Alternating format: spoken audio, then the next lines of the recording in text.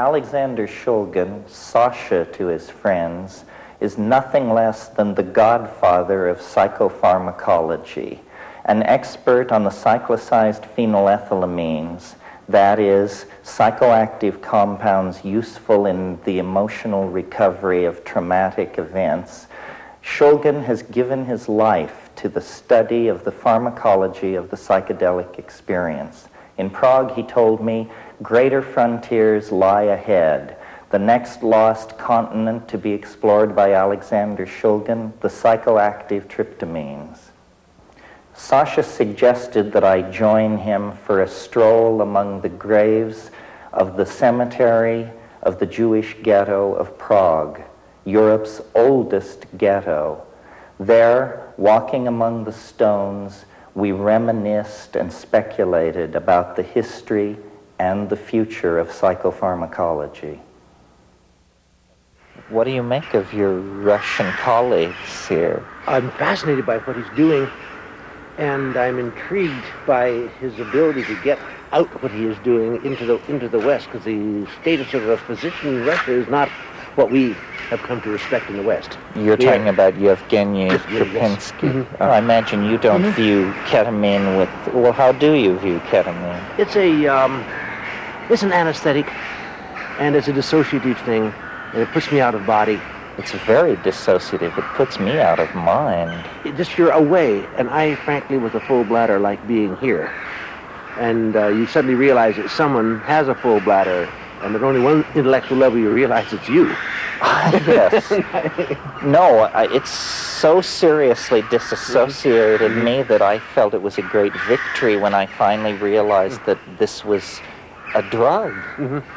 For a long time I couldn't figure out what it was or who was even asking the question. They kept calling it vitamin K, which is a fascinating euphemism for allowing to have some semblance of a food additive for a dietary supplement. But well, I had the interesting pleasure of being back at a big company in the East the day they had bought the rights to distribute ketamine. And I informed them, you do realize that ketamine is being made by Park Davis and shipped off to Mexico, and it's imported in liter bottles, all with a percentage of preservative, and comes right back into California in the trunk of the car. And they were shocked. They did not know that there was any abuse whatsoever. Never could have conceived of human abuse. About 20 years ago, there's a class of compounds called quincucliidines. And for about 3 or 4 years, I just noticed that there's no publishing in the Russian literature whatsoever on the area of quincucliidines. And then all of a sudden, the Russian literature started publishing. And then we went into a sort of a gap. And then quincucliidine benzylate, which is one of the most potent of the anticholinergics, was suddenly revealed that the Russians were working on it as a chemical warfare agent. And then we were working on it as a defense against their chemical warfare agent. And it's active 10, 20 micrograms. 10, 20 micrograms? Yes. It makes you really wonky. It's like atropine. Delusion, confusion. But they design these fantastic bombs that they can explode and send out millions of little hypodermic needles. And so they don't have to worry about wind blowing it downwind or upwind. So it's essentially a chemical cluster bomb. Cluster bomb, but with little hypodermic needles. That's elegant. So that's probably in the inventory. It's already in the inventory. Well, someone mentioned to me that you had expressed interest now that you felt you had sort of done the work you wanted to do with cyclicized phenylethylamines and that you were going back to looking at tryptamine. Very much so. That's the other side of the coin. It's as rich and unexplored an area as the phenethylamines were 20 years ago. So are you going to illuminate it for us? Oh, absolutely. I've already made the T-butyl methyl, isopropyl methyl is well known, but the secondary butyl methyl is not known. They're all active by smoking. And what are they, could you, in a blind test, pick one out from another, or are they sort of... I don't know yet. I doubt it somehow.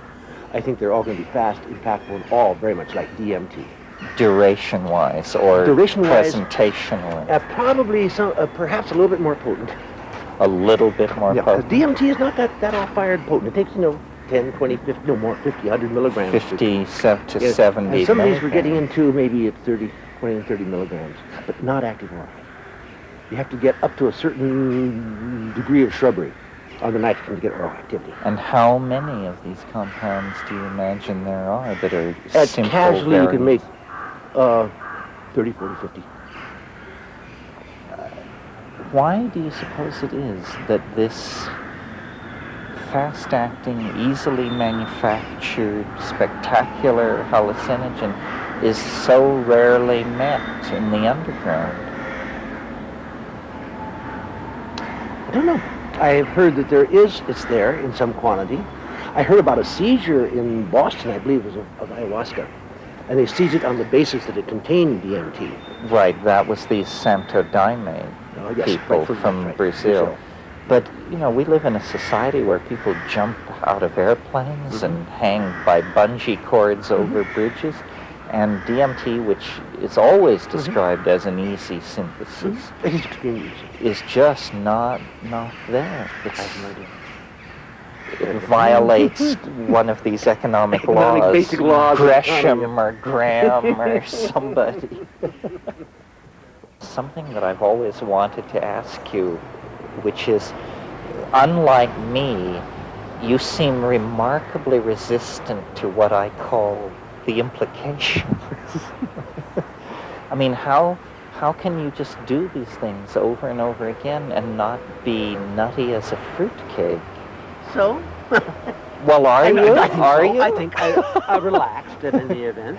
But unlike me, you don't feel the need to rave about that aspect of it. Not particularly. I'd rather quietly stay half in the closet and continue doing what I'm doing. But you've probably seen more uncharted internal landscape than half of mankind put together. I mean, that would not be an immodest claim. They're a little bit charted now. Well, Yeah. a very little bit. Very little, that's right. But the seeds are there to be used by anyone else. That's the reason for the book, just to get it all recorded into a documented form. But it always puzzles me. I mean, I think Hoffman and Wasson, and certainly to some degree Schultes, to some degree you, everybody says, well, I'm just a humble botanist, or I'm just a hard-working workbench chemist. Nobody wants to actually say, this must be very, very important. Because it's so uniquely beyond ordinary expectation. Yes, but the importance is going to take a long time to realize. What you can't build without the tools, and you have to have the tools, and these are the tools that allow the building to be done. I'm not a builder. I'm a tool maker. And that's probably one of the reasons I've not described a lot of landscapes. Others see them differently. If we could compare it to the invention of the telescope, probably within 50 years of the invention of the telescope, the major solar system new paradigms were put in place. This seems very elusive. It seems hard for us to go beyond simply saying it exists, it's really far out, and then we sort of fall silent. What do you think about that? I think the silence is in part imposed upon us by a very unsympathetic authority body. And maybe it's just as well, because that way a lot of work can be done and sort of recorded for posterity. And the time the pendulums swing, they will swing back. And the time will come when this work will be used, research will be done with these tools that will be great. Well, obviously you believe in it strongly. What would you say to a critic who said, what's so great about this? Are you and your friends in any significant way different from the rest of humanity? No.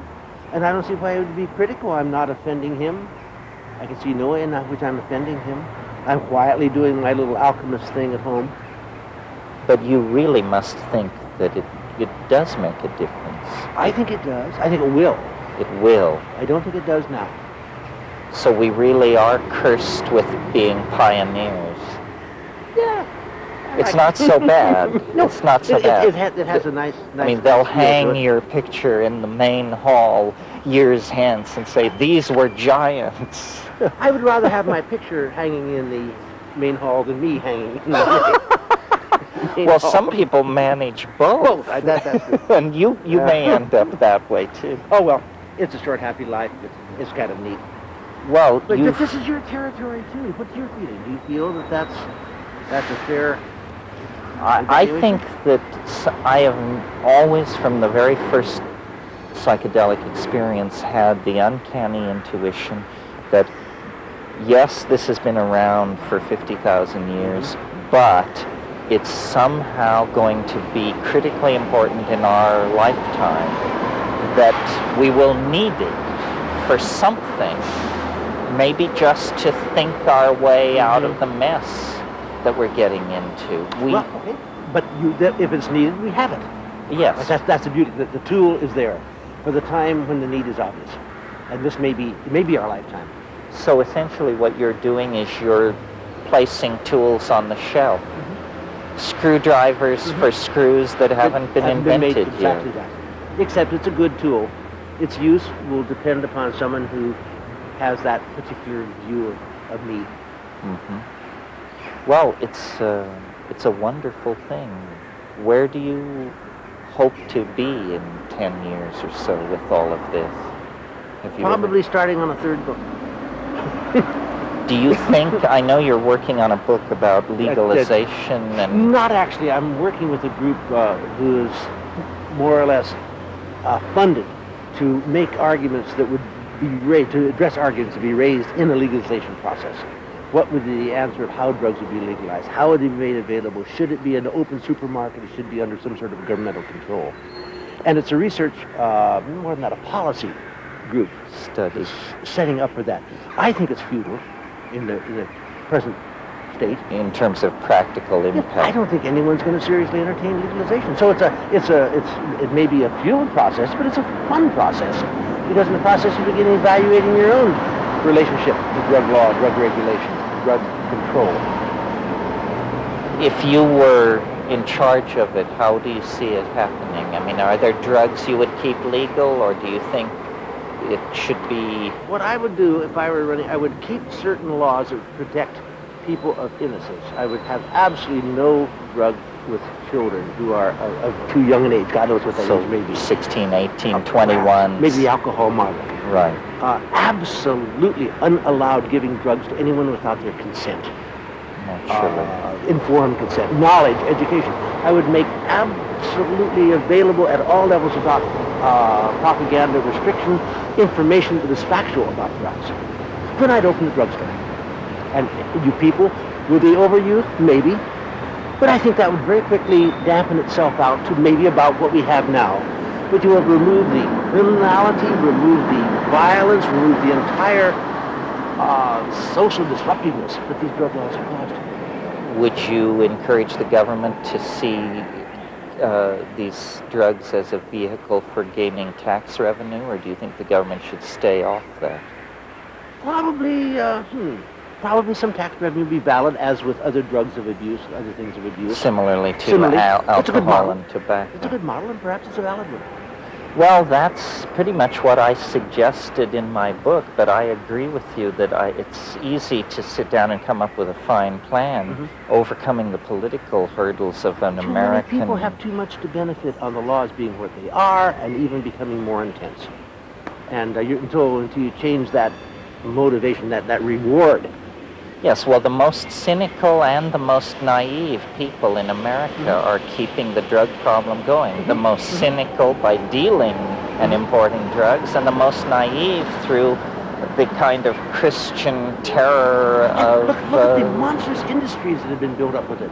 The drug urine screening, shameful. Right. But they're multi-billion-dollar things. This kit, that GCMS, this instrumentation, these people who make little wax urine bottles.